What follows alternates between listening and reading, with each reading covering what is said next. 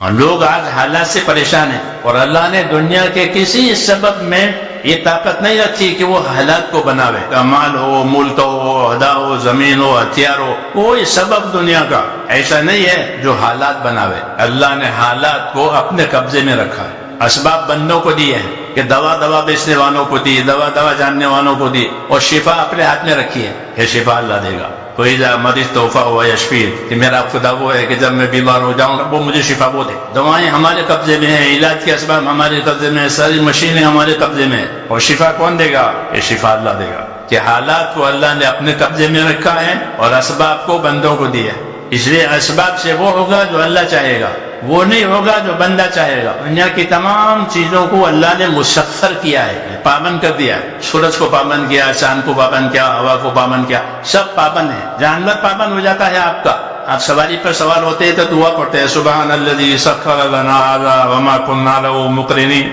یہ پاک ہے وہ پروردگار جس نے جانور کو میرے تابع کر دیا، میری خدمت میں لگا دیا۔ سارے اسباب جو ہیں وہ قدرت کے تحت میں ہیں، تمام اسباب سے وہ چیز ہوگی جو اللہ چاہے گا۔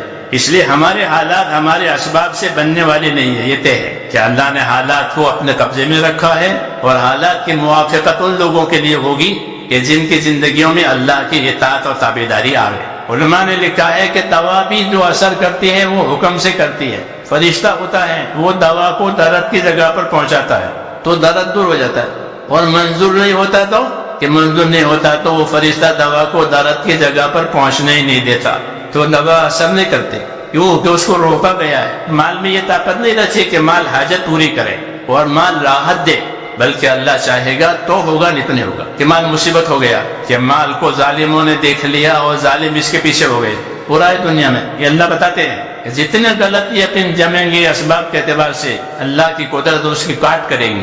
اس لیے میرے دوستو، سب سے زیادہ طاقتور چیز جو ہے وہ اللہ کا امر ہے۔